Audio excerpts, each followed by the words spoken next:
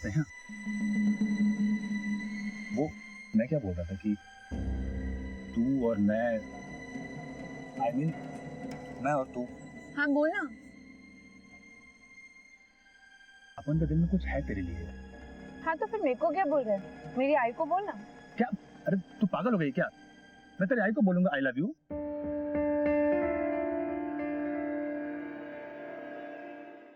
क्या?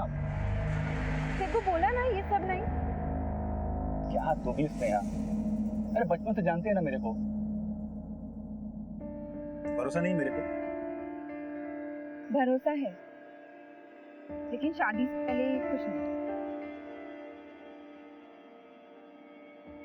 पहले तुम दोनों सेटल हो जाओ, फिर शादी। तूने मेरे को बोला था ना कि तो भी जॉब के लिए अप्लाई किया।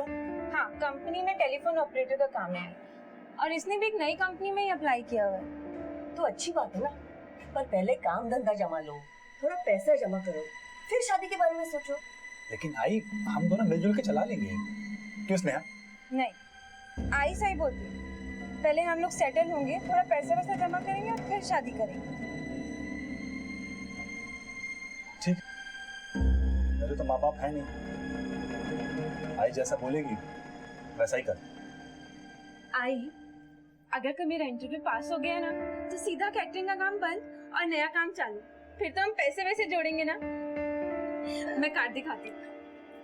अरे सुन, तूने जिधर अप्लाई किया वो कंपनी अच्छी है ना? हाँ, लेकिन आई कंपनी छोटी है, पगार बहुत अच्छी है। आई, अच्छा आई, कल मैं और विकास ना काम के बाद ना इंटरव्यू के लिए जाएंगे और फिर उसके बाद महालक्ष्मी के मंदिर। तो आते वक्त थोड़ा सा देर हो जाएगा, चलेगा ना? देवी के दर्शन के लिए जा रही है ना, जा जा, पर सुन थोड़ा जल्दी आना, काशी वक्त ना तुझे। हाँ आई।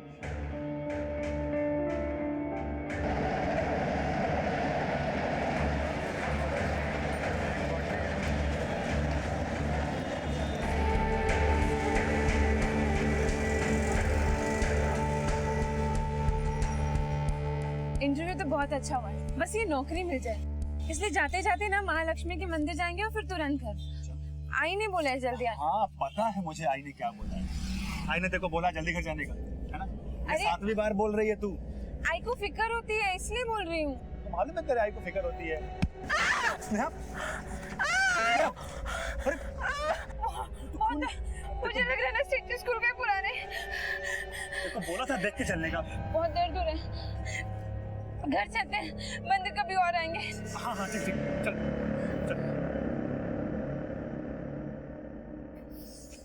अरे स्नेहा, नहीं चला जा रहा, स्टेशन बहुत दूर है, कोई शॉर्टकट नहीं है क्या? एक मिनट रुक जा। भाई साहब, ओ, ये कोई शॉर्टकट है क्या? हाँ यही मिल बट्टी जाता है, जो मैं भी वहीं जा रहा हूँ। एक शॉर्टकट है, हम ऐसा निकलते, चला जा। अच्छा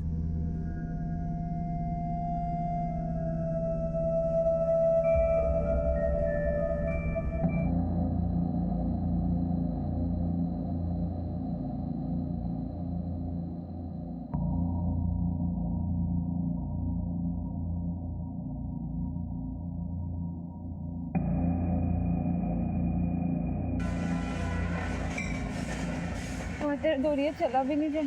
हाँ, यहाँ पे थोड़ी देर बैठते हैं, फिर उसके बाद निकल जाए। अच्छा ठीक है, बैठ जाए। बहुत दर्द हो रहा है। बस पास में स्टेशन, थोड़ी देर यहाँ बैठते उसके बाद निकलेंगे।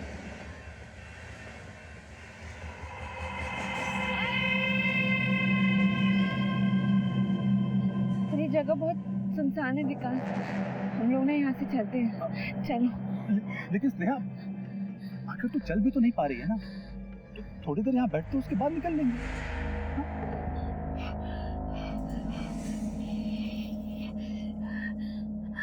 बहुत दर्द हो रहा है।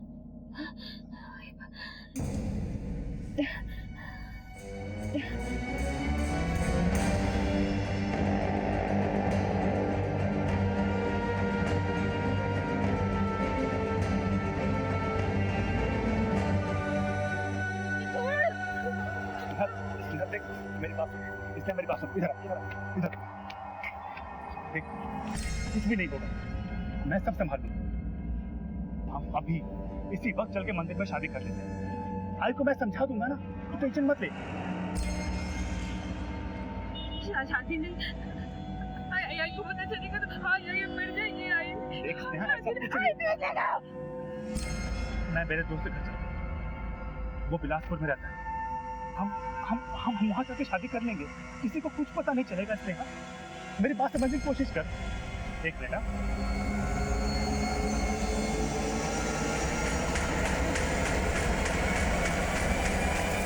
हेलो, हाँ माधव भाई, माधव भाई वो मुझे कुछ की जरूरत है, वो मुझे गांव जाना है क्योंकि बाबा बीमार है। ठीक है, ओके। मेरी माधव भाई से बात हुई है, वो घाटकोपर स्टेशन आ रहे हैं पैसे देने के लिए, और फिर वहां से हम लोग बीटी निकल जाएंगे और बिलासपुर की कोई भी गाड़ी पकड़ लेंगे। वहां मेरा दोस्त रहता है, हम चल के वहां पे शादी कर लेंगे। स्नेहा मैं सब, हाँ ऐसा कुछ नहीं होगा, मैं सब संभाल लूंगा।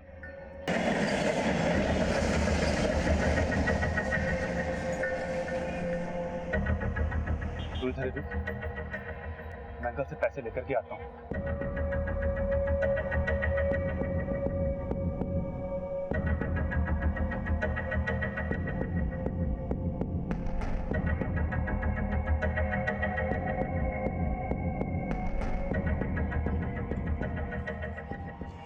अंकल ने कुछ पैसे दिए, मैं तेरे लिए कपड़े लेकर के आता हूँ।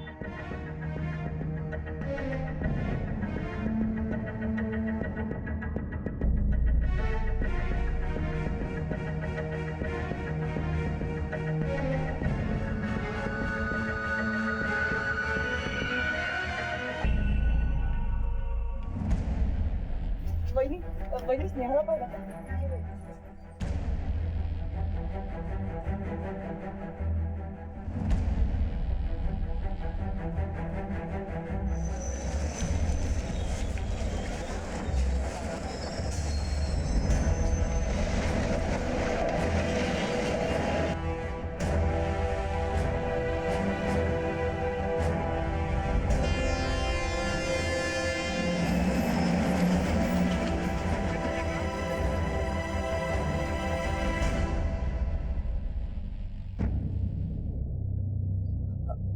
हेलो हेलो मैडम, मैं स्नेहा जोशी की माँ बात कर रही हूँ। वो कल आपके यहाँ पे इंटरव्यू के लिए आई थी ना? सॉरी मैडम, वो इंटरव्यू के बाद किधर गई मुझे नहीं पता।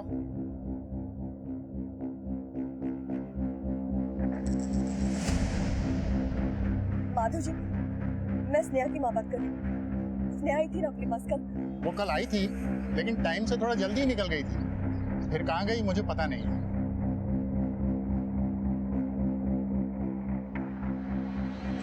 शायद कल रात से मेरी बेटी घर नहीं आई।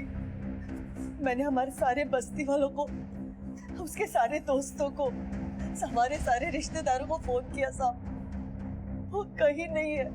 साहब वो केटरिंग कंपनी जहाँ पे वो काम करती है ना, वहाँ पे भी फोन किया मैंने, वो वहाँ आकर चली गई। वो बोल के गई थी एक इंटरव्यू के लिए जा रही है, ये पता है इसका। यहाँ भी फोन किया साहब, यहाँ भी आके चली गई। वो कुछ पता ही नहीं है उसका। उसका मोबाइल नंबर 98। ठीक है मैडम, हमने कंप्लेंट नोट कर ली है, हम पता करते हैं। और हाँ, उसका कोई फोन आए या उसके बारे में कोई इंफॉर्मेशन मिले तो सीधा इधर आके बता। मुझे पूरी न शोधा से। हाँ शोधता हूँ।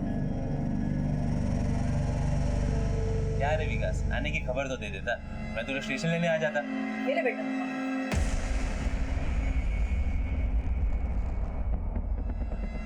और चाहिए? नहीं, वो दरअसल मैं जल्दी में निकला तो सोचा कि दोस्त के घर पे जाता हूँ। अच्छा किया यहाँ चले आए, लेकिन सामान किधर है तुम्हारा? वो आंटी रास्ते में किसी ने मार लिया। ओह, चल छोड़, कोई बात नहीं, मेरे कपड़े तू पहन ले, हाथ मुंह धो, माँ इसको मैं पूरा वाला कमरा दिखा देता। चल चल।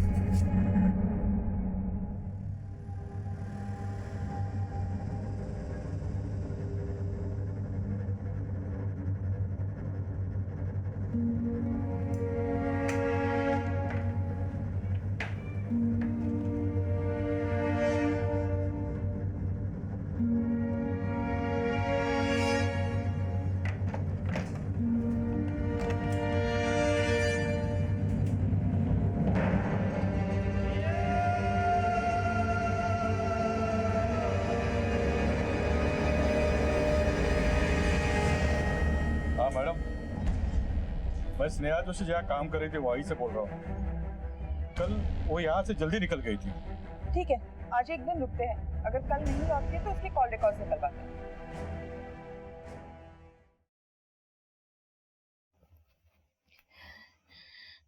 सुनना, चल डॉक्टर के पास चलते हैं।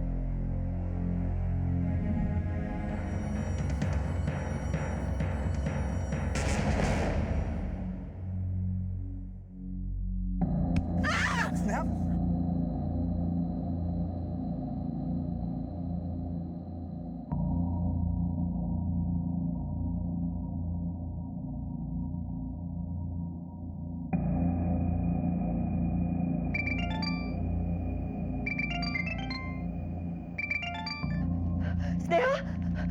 हेलो। आई कुठे आहेस तू बेटा? स्नेहा, तू ठीक तो है ना? मैं ठीक हूँ आई, बस थोड़ी सी बीमार हूँ। मला तुझी काळजी वाटते। कहाँ है तू? कुछ तो बोल अपने आई को। आई तू रो मत आई, मैं बिल्कुल ठीक हूँ। मैं ना आई विकास के साथ हूँ। स्नेहा, मैंने तो पुलिस में भी रिपोर्ट कर दिया है। पुलिस? नहीं आई, तू पुलिस को ये बोल कि मैं तुझे मिल गई हूँ। पुलिस को कुछ मत बताना। स्नेहा, हेलो।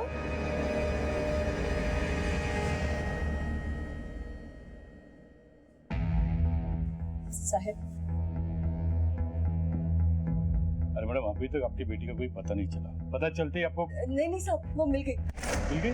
किधर मिल गई? यही थी वो। ये आप ये केस प्लीज कैंसिल कर दीजिए। अरे मैडम, ऐसे कैसे केस कैंसिल होगा? पहले आपकी लड़की को यहाँ थाने लेके आओ, पुलिस उसका बयान लेगी, उसके बाद केस कैंसिल होगा। ठीक है सर।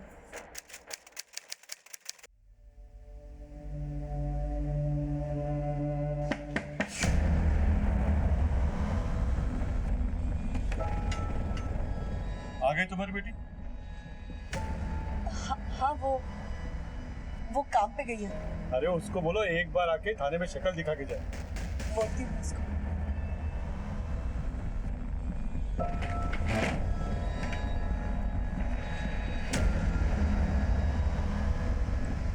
आप जिस नंबर को डायल कर रहे हैं वो इस समय स्विच्ड ऑफ है।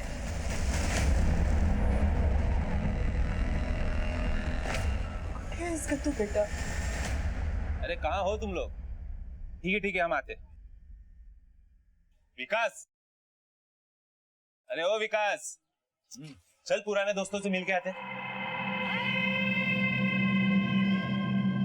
बस एक मिनट, मैं अभी आता हूँ। ठीक है।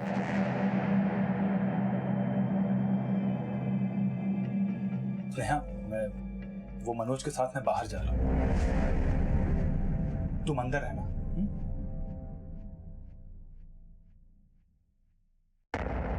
किसके साथ बात कर रहे थे? बात? कौन है अंदर? कोई नहीं। मैंने अभी सुनी आवाज। एक मिनट, ये लड़की कौन है? ये लड़की कब से रह रही है? तू कैसे जानता है इसको? मनोज, वो दरअसल हम दोनों ने भाग की शादी की थी, तो क्या? इसलिए उसको यहाँ पे छुपा के रखा। अरे लेकिन आंटी, मैं सब समझाता हूँ आपको। आप आओ ना। एक तरफ स्नेहा की माँ गायत्री स्नेहा के इस तरह अचानक गायब हो जाने से परेशान थी, और वहीं दूसरी तरफ खुद स्नेहा भी किसी दर्द से जूझ रही थी, और इधर पुलिस भी मिसिंग कंप्लेंट पर एक्शन लेते हुए परेशान थी, और विकास भी अपने दोस्त और उसकी माँ से कुछ छिपा रहा था। लेकिन अब गायत्री स्नेहा की मिसिंग कंप्लेंट वापस क्यों लेना चाहती थी? आखिर माँ बेटी के बीच में क्या बातचीत हुई थी? पुलिस ने स्नेहा के बारे में 4-5 बार पूछताछ की, लेकिन क्यों गायत्री हर बार बहाना बनाकर टालती रही? क्या स्नेहा वाकई किसी मुसीबत में थी, या फिर अपनी मुसीबत को छुपाकर वो किसी और बड़ी मुसीबत में फंसने वाली थी?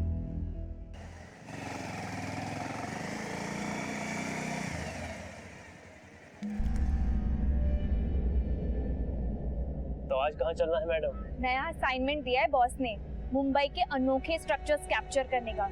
पता है, लोगों को लगता है कि मुंबई में ना सिर्फ सीलिंग और गेटवे ऑफ इंडिया ही दिखते हैं, मैं ना एकदम अलग तस्वीर दिखाना चाहती हूँ दुनिया को मुंबई की। भक्ति मिल्स एकदम अलग और यादगार बनाना। मुझे कुछ भी समझ में नहीं आ रहा, मैं क्या सुन, किसी को कुछ कहने की जरूरत नहीं है। हम बस कल थाने जाएंगे और केस वापस ले लेंगे।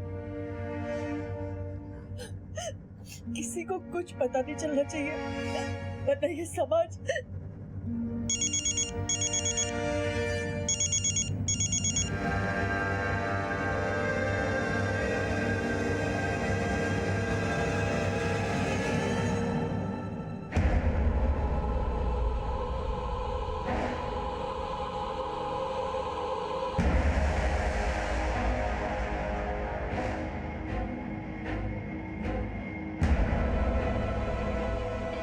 ये है तुम्हारी बेटी। हो मैडम, वो केस वापस लेना था। अब तो ये आ गई ना। बेचारे केस फाइल्स दोगे।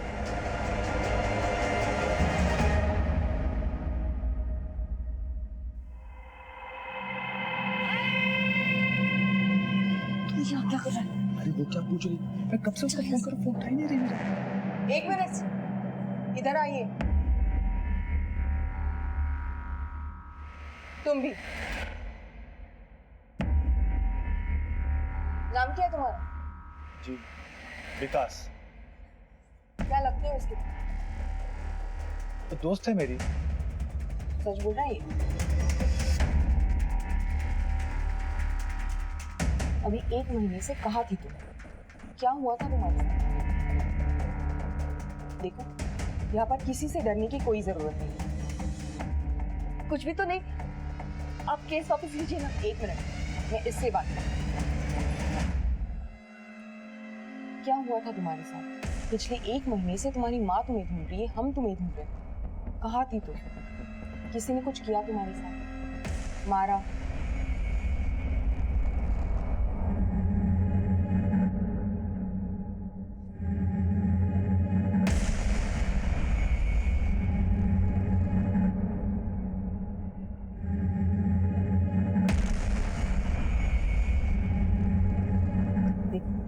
यहाँ पर किसी से डरने की कोई जरूरत नहीं। उस दिन जो कुछ हुआ वो सब बता दो।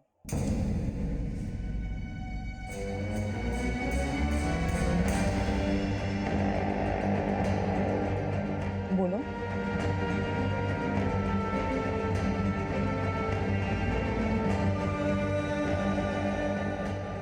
अब बताओ, उस दिन हुआ क्या था?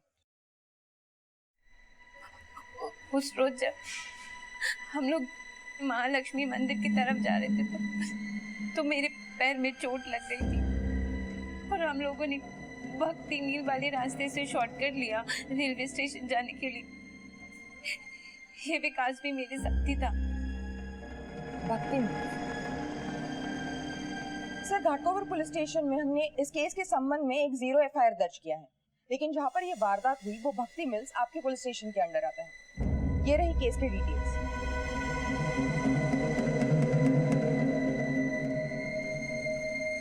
आप बताइए, आपके साथ क्या हुआ? मेरे पैर में बहुत दर्द हो रहा था, तो इसलिए मैं और विकास वहाँ पर थोड़ी देर आराम करने के लिए रुक गए थे। मैं ना ये रुमाल बांध देता हूँ, इससे तेरा खून बंद हो जाएगा। क्या हो रहा है भाई? तुम लोगों को मालूम नहीं है प्राइवेट इलाका? हाँ हाँ, वो मालूम है, ये प्राइवेट इलाका है। तो दरअसल हम लोग महालक्ष्मी स्टेशन जा रहे थे, तो अचानक इसके पैर में चोट लगी, तो थोड़ी देर बैठ गए थे। तो ऐसे कैसे रुक गए? हाँ, प्राइवेट एरिया ही है, तेरे बाप का बगीचा नहीं है। वहाँ पे मत समझा ना। ए, क्या करेंगे? हाँ, तू इधर लड़की के साथ आया ना, टाइम पास भी किया तो भाड़ा कौन देगा? हम लोग निकल रहे हैं, हम लोग निकल रहे हैं। विकास किधर छमिया किधर? निकाल के लीजिए इसको। अरे क्या कर रही हो? अरे बस विकास!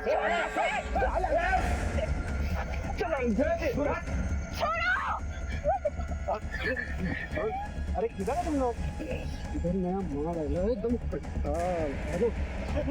छोड़ो मुझे, छोड़ो! और दूंगा। विकास!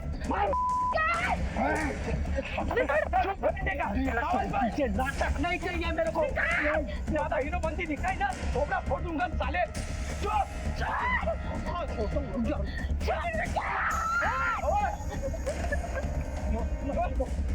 तू बटे ले क्या?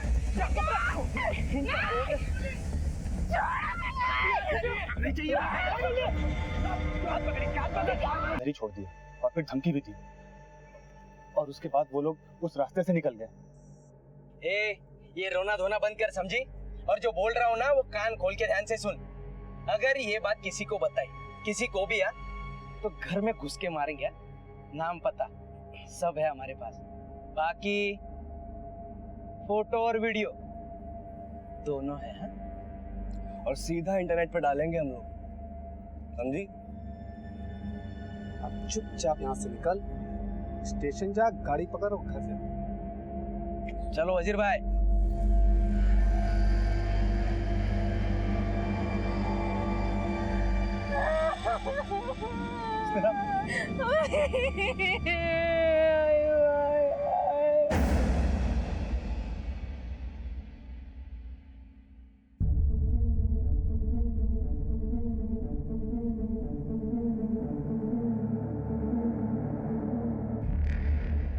सर उन लड़कों का क्या करेंगे? आंख खींच लेंगे। वो लड़के भक्ति मिल्स के आसपास के, अपने आदमियों को काम पे लगाओ। 22 तारीख को फोटो जर्नलिस्ट का केस भी आया था। हाँ सर। क्या कर रहे हो इधर? क्यों, क्या हुआ? वो केस क्राइम ब्रांच देख रही है। आई नो मोहिते, लेकिन एक ही जगह सिमिलर तरीका, सिमिलर वारदात। मुझे पूरा विश्वास है कि ये दोनों केस एक दूसरे से जुड़े हुए हैं। उन लड़कों में से एक भी हाथ में आ गया, जबान खींच के बाकी गिनना मुगल वाले। क्राइम ब्रांच से भी इस केस की report share. Sir, photo journalist के मामले के बाद पुलिस और प्रशासन दोनों सतर्क हो गए। इस केस की निंदा करने के लिए लोग सड़कों पर उतर आए थे। इंसाफ के लिए आवाजें उठने लगी। पुलिस पर लगातार दबाव बढ़ रहा था। एक ही जगह पर एक जैसे दो जघन्य अपराधों ने सबको सख्ते में डाल दिया। पुलिस के लिए इन दोनों केसेस को सुलझाना एक बड़ी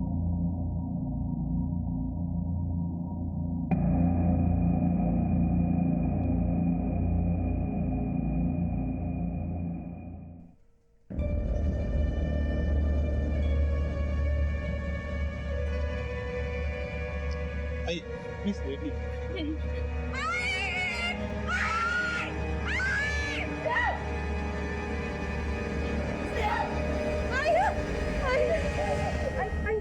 इस आदमी को बोल रहा था जाने को आए।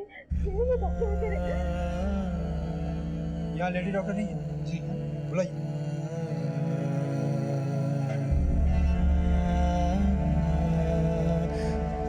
चल आओ आओ, कोई डरने की बात नहीं, आओ।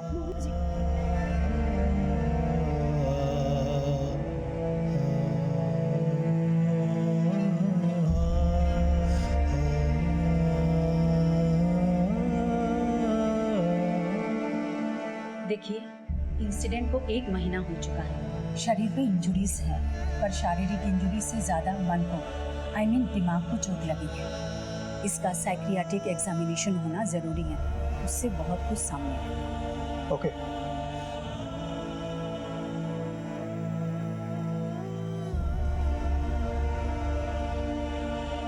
वो लोग जब मैं आंख बंद करती हूँ ना, तो सब मेरे आंखों के सामने हाथ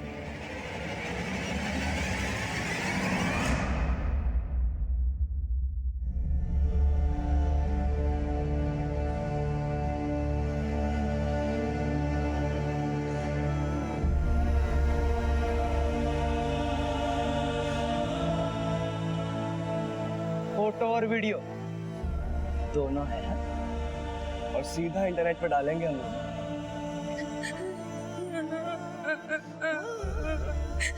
किसी अबला औरत की अस्मिता पर हमला करना हत्या से भी जघन्य अपराध है। ऐसी घटनाओं में मेडिकल एग्जामिनेशन घटना के 24 घंटों के अंदर हो जाना चाहिए, लेकिन स्नेहा के केस में ऐसा नहीं हुआ, जिसकी वजह से मेडिकल रिपोर्ट में गैंगरेप को साबित करने के कोई भी पुख्ता सबूत मौजूद नहीं थे। लेकिन शारीरिक दुष्कर्म का असर सिर्फ शरीर पर ही नहीं, बल्कि उससे कहीं ज्यादा औरत के दिल और दिमाग पर पड़ता है। अगर डॉक्टरी जुबान में कहें तो स्नेहा इस वक्त PTSD यानी कि पोस्ट ट्रॉमेटिक स्ट्रेस डिसऑर्डर से ग्रस्त थे। ऐसे में इंसान हर पल अपने आप को लाचार, बेबस और हारा हुआ समझता है, डिप्रेसिव और हाइपर सेंसिटिव हो जाता है। साइकियाट्रिस्ट की टीम ने अपनी रिपोर्ट क्राइम ब्रांच को सौंप दी थी और क्राइम ब्रांच ने पूरी जिम्मेदारी के साथ इस मामले की बागडोर संभाल ली थी।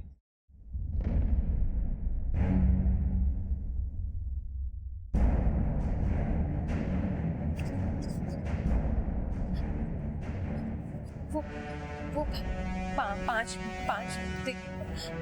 उनमें से 16-17 साल का लड़का था शायद।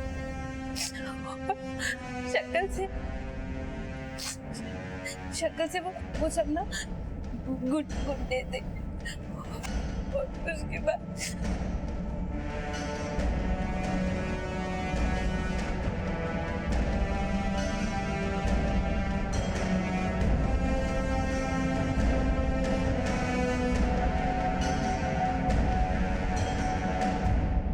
कैबिन को लेकर जाइए।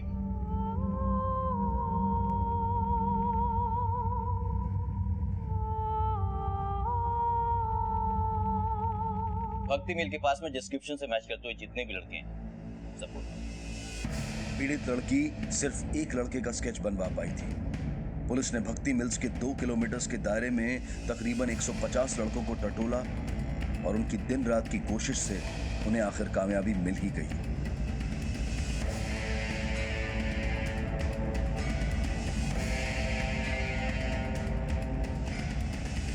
चलो भाई, चल जल्दी।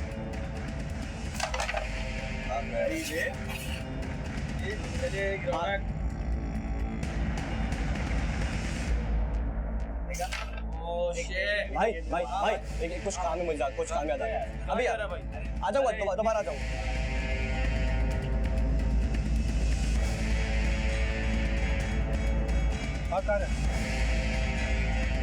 सब मैं कब भाग रहा था, मैं तो घर जा रहा हूँ।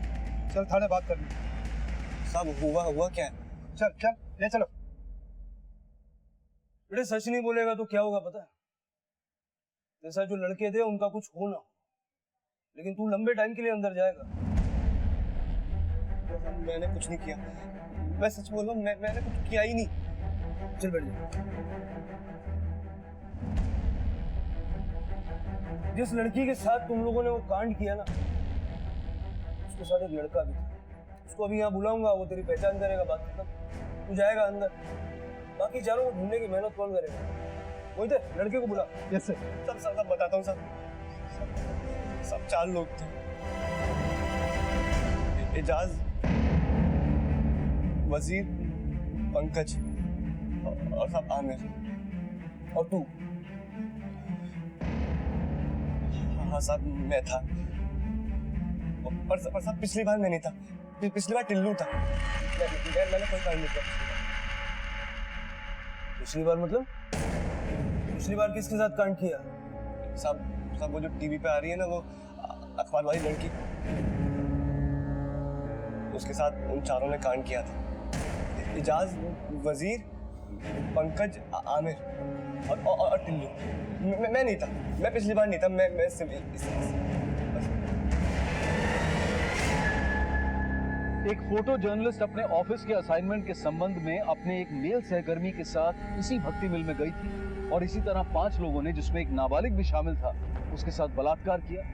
बाद में इस केस को लेकर मीडिया और लोगों में जबरदस्त जन आक्रोश हुआ और इस केस को सेनापति बापट मार्ग पुलिस से लेकर क्राइम ब्रांच को सौंप दिया गया। उस घटना में क्राइम ब्रांच के हाथ अब तक कोई आरोपी नहीं लगा था। दोनों केसेस में फर्क सिर्फ इतना ही है कि स्नेहा शहर छोड़कर बिलासपुर चली गई और उसका केस 1 महीने के बाद दायर हुआ, जबकि फोटो जर्नलिस्ट के मामले में घटना के अगले दिन से ही पुलिस हरकत में आ गई। पुलिस के हाथ अब आरोपी सनी लगा तो एक बेहद जटिल और संगीन सीरियल क्राइम की गुत्थी खुलने वाली थी। कल फोटो जर्नलिस्ट केस में इन्वॉल्व हमने एक लड़के को उठाया, जिसका नाम है टिल्लू। इसने वो सारे नाम बताए जो आपने बताए थे, वजीर, एजाज, आमिर, अलबत्ता इसने एक नया नाम बताया, पंकज। और ये पंकज जो है उस गैंग रेप में इन्वॉल्व है। जफर साहब मुझे लगता है कि उस मिल में कोई रैकेट है। यू आर एब्सोल्युटली करेक्ट, ये एक रैकेट ही है। ये कमीने वहां हाथ लगा के बैठते हैं और आने जाने वाली लड़कियों का शिकार करते हैं। सर पूरा मीडिया और पब्लिक पुलिस के पीछे हाथ धो के पड़ी है सर। शरद, वो तुम देखते जाओ इन कमीनों के साथ हम क्या करते हैं।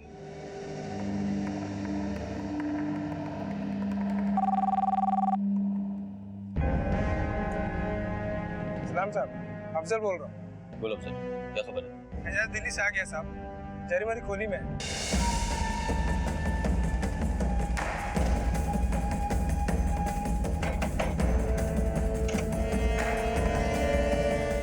तेरा नाम एजाज? हाँ? अरे क्या हुआ साहब? साहब अरे हाँ साहब, मैं मुमरा से बोल रहा हूँ। वो वजीर शेख है ना, जिसका टीवी पे न्यूज़ आया था, उसको मैंने देखा है उसकी खोली पे जाते हुए।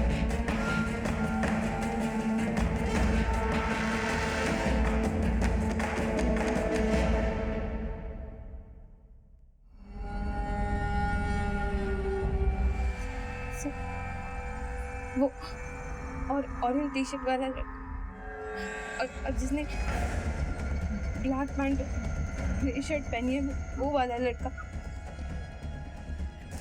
हाँ सर, वही दोनों है, बाकी इनमें से कोई नहीं है। सर ये दोनों फोटो जर्नलिस्ट वाले केस में भी इन्वॉल्व है। 3 मिलने अभी और बाकी है। उस रात बिलासपुर जाने के लिए विकास ने अपने मालिक से 1500 रुपए लिए थे। बिलासपुर में उसका दोस्त मनोज, उसकी मां सुमन, ये दोनों के बयान हमारे पास में है और ये दोनों बयान साबित करते हैं कि डर और बदनामी की वजह से ये दोनों मुंबई से बिलासपुर गए। जी सर। और हाँ, फोटो जर्नलिस्ट के केस को टीवी पे देखने के बाद और अपनी मां गायत्री के लगातार मुंबई आकर मिसिंग कंप्लेंट विड्रॉ करने के जिद से स्नेहा मुंबई आ गई और यहाँ आकर पीएसआई नम्रता के सामने उसने अपनी आप बीती सुनाई। सर गायनाकोलॉजिस्ट और साइकियाट्रिस्ट के बयान से भी इस अपराध की पुष्टि होती है। शायद हमारे पास में एक पुख्ता सबूत है, ये कॉल रिकॉर्ड। इन पांचों के मोबाइल 31 जुलाई और 22 अगस्त दोनों वारदात के वक्त भक्ति मिल में एक्टिव थे। उस दौरान इनकी लगातार आपस में बातचीत हो रही थी और ये एक दूसरे को बुलाकर इस जुर्म को अंजाम दे रहे थे। और तो और दोनों विक्टिम और उनके साथियों के भी फोन इस कंपाउंड के अंदर एक्टिव थे उस वक्त। सर इन सारे अपराधियों की बैठक भक्ति मिल में होती। ये लोग भक्ति मिल से आने जाने वाली लड़कियों को अपना टारगेट बनाते। सर लेकिन कई लड़कियों ने इस बात की कोई कंप्लेंट नहीं दर्ज कराई। यही तो मुश्किल है शरद, ऐसे हालात में अक्सर लड़कियां डर जाती हैं। स्नेहा भी डर गई, लेकिन उसने अपने आप को संभाल लिया। जर्नलिस्ट ने हिम्मत की और रिजल्ट सामने। जिस हैवानियत और प्री प्लानिंग के साथ में जुर्म को अंजाम दिया गया है, ऐसे दरिंदों को तो सिर्फ सजा नहीं देनी चाहिए, इन्हें सूली पे लटका देनी चाहिए। हमारी तो पूरी तैयारी है और कोर्ट के फैसले पे हमें पूरा भरोसा है। दोनों ही बलात्कार के केसेस इंतहाई नाजुक थे। सभी अपराधियों को पकड़ना बहुत जरूरी था क्योंकि न जाने और कितनी जिंदगियां खतरे में थी। पुलिस ने कमर कस ली थी और दिन रात काम में जुट गई थी। सारी मशीनरी हरकत में आ गई थी। जागरूक नागरिकों ने हिम्मत का प्रदर्शन किया और एक के बाद एक मिलती इंफॉर्मेशन से सिर्फ 3 दिनों में पुलिस ने सभी मुजरिमों को धर दबोचा। बलात्कार करता है, बलात्कार करेगा तू, बलात्कार करेगा तू, बात है रेप करने का शौक है, रेप करने का। स्नेहा के साथ हुए जघन्य अपराध में कोर्ट का फैसला आ गया, लेकिन फोटो जर्नलिस्ट के मामले को भी मेनली इसी केस से जोड़कर देखा गया, हालांकि उसकी सुनवाई अलग से हुई। फोटो जर्नलिस्ट मामले में स्नेहा के केस का संज्ञान लेते हुए माननीय अदालत ने आरोपी आमिर, वजीर और पंकज को रिपीट ऑफेंडर्स यानी कि एक ही अपराध को बार बार करने वाला मानकर महिला अपराध से जुड़े नए कानून आईपीसी की धारा 376 के तहत मौत की सजा सुनाई। यह अपने आप में एक अप्रत्याशित फैसला था। नए कानून के तहत देश में दिया गया ये पहला जजमेंट था। और वहीं दूसरी तरफ जुवेनाइल जस्टिस बोर्ड ने दोनों नाबालिग आरोपियों सनी और टिल्लू को बाल अपराध से जुड़ी सबसे ज्यादा 3 साल की सजा दी। इस केस से जुड़े सभी अपराधी 5 दिनों के अंदर पकड़े गए और केस की चार्जशीट अपराध के 57 दिनों के अंदर कोर्ट में फाइल कर दी गई। इस केस में समाज की भूमिका भी काफी सराहनीय रही। यहाँ पुलिस को खबर उनके खबरियों से ज्यादा पब्लिक से मिली और स्नेहा जोशी और फोटो जर्नलिस्ट के अदम्य साहस को भी क्राइम पेट्रोल सलाम